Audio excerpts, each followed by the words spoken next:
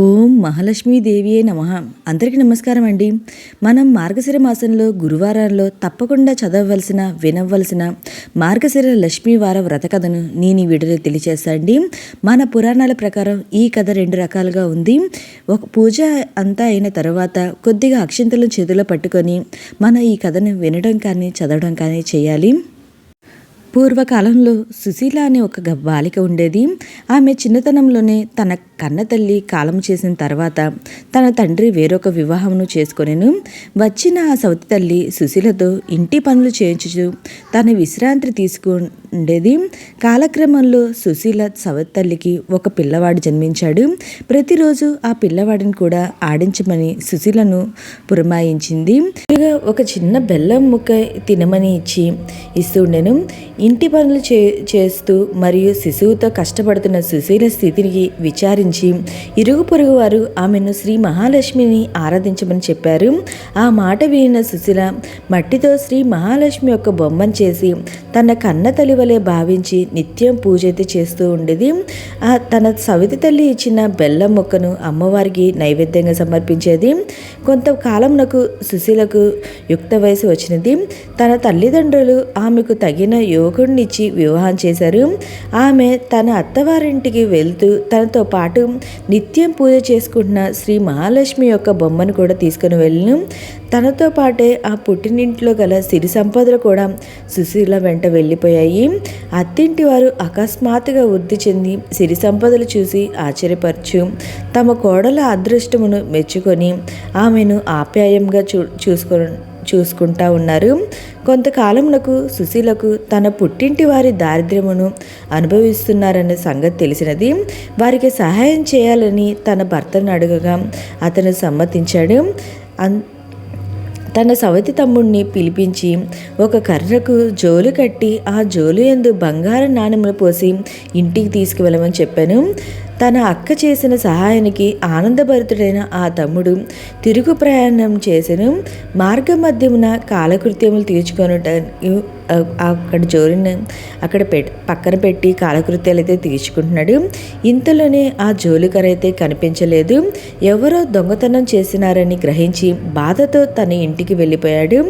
తరువాత కొంతకాలంనకు ఆ తమ్ముడు సుశీలను కలవగా సంభాషణ మధ్యలో తాను బంగారు నాణెల జోలును పోగొట్టుకున్నాడన్న విషయము తెలిసి దుఃఖించింది సుశీల.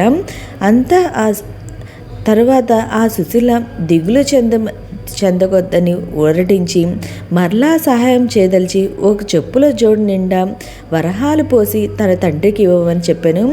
కాగా తిరుగు ప్రయాణమున ఒక కుక్క వరహాలు గల అతని చెప్పు నోట కరుచుకొని పారిపోయాను. మరలా దుఃఖించు అతను ఇంటికి చేరుకున్నాడు. కొంతకాలమున తర్వాత సుశీలకు ఈ విషయం కూడా తెలియవచ్చి ఈసారి బాగా ఆలోచించి తన తమ్ముడికి ఒక గుమ్మడికాయ నిండా రత్నాలు పోయించి తన సవితి తల్లికి ఇవ్వమని చెప్పింది. ఆ తమ్ముడు తిరుగు ప్రయాణమున ఒక చోట కూర్చొని చద్ది అన్నం తింటూ ఉండగా అక్కడకు వచ్చిన ఒక వ్యక్తి ఆ గుమ్మడికాయను దొంగతనం చేసి పారిపోయాను. ఇది గ్రహించిన ఆ తమ్ముడు బాధపడి తన దురదృష్టమును నిందించుకొనుటూ తిరిగి ఇంటికైతే వెళ్ళారు. ఇట్లా ఉండగా తన పుట్టింటి వారిని చూడాలనిపించిన కోరికతో సుశీల ఒకనాడు ఆమె పుట్టింటికి వెళ్ళను. తన తమ్ముడి ద్వారా జరిగిన విషయములు తెలుసుకొని విచారించను.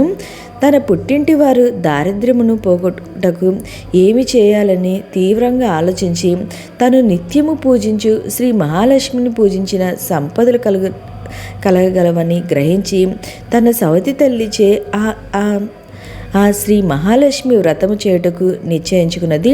తన పుట్టింటి వారిని తనతో పాటుగా అత్తవారింటికి తీసుకొని వెళ్ళినది.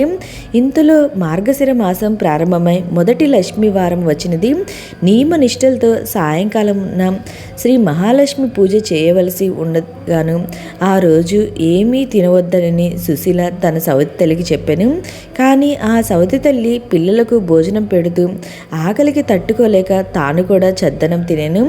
ఉపవాస దీక్షను ఆమె పాటించలేదు కనుక పూజ చేయరాదని మరుసటి లక్ష్మీ వారము చేసేదమని సుశీల చెప్పాను. రెండో లక్ష్మీ వారము సాయంత్రము ఆ సవతి తల్లి స్నానం చేసుకొని తలకు నూనె అయితే రాసుకున్నది. ఇది అమంగళంగా సూచించింది కనుక పూజకు మరుసటి వారము చేద్దామని సుశీల చెప్పాను. మూడో లక్ష్మీ వారం సాయంత్రం ఆ సవతి తల్లి పిల్లలకు జడవేయచు తను కూడా తల తూవుకొనెను. సంధ్యా సమయమున కేశాలంకరణ అమంగళకరము కనుక ఆ పనికి సుశీల విచారించెను. మరుసటి లక్ష్మీ వారము తన సవతి తల్లిని నిష్ఠగా ఉంచతలిచి ఆమెను ఒక గృహంలో కూర్చొండబెట్టి బయట గడియ వేసింది. కాసేపటికి అక్కడకు పిల్లలు ఆడుకొని వచ్చి అరటిపండు తిని వాటి తొక్కలను ఆ గృహం వద్ద వేశారు. ఆకలికి తట్టుకోలేక ఆ సవతి తల్లి ఆ తొక్కలను తినెను. ఈ విషయం తెలిసి సుశీల బాధపడెను. ఇంతలో ఆఖరి లక్ష్మీవారం వచ్చెను. శ్రీ మహాలక్ష్మి పూజకు శ్రేష్టమైన మార్గశిర మాసము వెడలిపోయెను. మంచి అవకాశం చేజారిపోగలదని గ్రహించి ఈసారి ఎట్టకేలన తన సవతి తల్లితో పూజ చేయించాలని పట్టుదలతో వ్రతభంగం కాకుండా తన తల్లి కొంగును తన చీర కొంగుతో ముడివేసుకొని ఏ విధమైన నియమభంగము కలగకుండా జాగ్రత్త పడింది. ఆనాటి సాయంత్రము తనతో పాటు తన సవతితో కూడా శ్రీ మహాలక్ష్మి పూజ చేయించెను. పూజాంతరము ప్రసన్నురాలైన శ్రీ మహాలక్ష్మి సుశీల పెట్టిన నివేదనను స్వీకరించింది. ఆ సవతి తల్లి పెట్టిన నివేదనను తిరస్కరించినది. భక్తి శ్రద్ధలతో సుశీల ఇది ఏమని అడగగా ఆ మహాలక్ష్మి ఓ సుశీల, నీ చిన్నతనమున నువ్వు నా పూజ చేసేటప్పుడు నీ సవతి తల్లి కోపగించి చీపురుతో నిన్ను కొట్టినది. ఆ దోషం వల్ల నేను ఆమె నివేదనను స్వీకరించలేను అని చెప్పిను. దానికి ఆ సుశీల తన సవతి తల్లి చేసిన పనిని మన్నించమని ప్రార్థింపగా అటులనే అని అమ్మవారి పలికి నివేదనను స్వీకరించింది. వారిరువురు ఇంట సుఖ సంపదలు వృద్ధి చెందాలని వరము ఇచ్చాను. ఆ ప్రభావంగా తన సవతల్లింట సంపదలు క్రమంగా వృద్ధి చెందసాగిన. అటు పిమ్మట ప్రతి సంవత్సరము వచ్చు మార్గశిర మాసమున 5 లక్ష్మీ వారములు నియమనిష్టలతో శ్రీ మహాలక్ష్మి పూజ చేసి తమ శక్తి కొలది పరమన్నము, పులగము, బూరెలు, అప్పాలు మొదలైన వాటిని నివేదనము చేయొచ్చు. వారి ఇరువురు కుటుంబములు సుఖ సంతోషాలతో ఆనందంగా ఉన్నాయి. ఈ విధంగా మనం మార్గశిర లక్ష్మీ వారం రోజున పూజ చేసుకొని అక్షింతలు చేతిలో పట్టుకొని ఈ కథ అయితే చదువుకోవడం కానీ వినడం కానీ చేయాలండి. ఈ కథ అంతా అయిపోయిన తర్వాత కొన్ని అక్షింతలను అమ్మవారి పాదాల దగ్గర వేసి మరికొన్ని వంశీతలను మన తలపైన వేసుకొని ఈ పూజ అయితే ముగించాలి.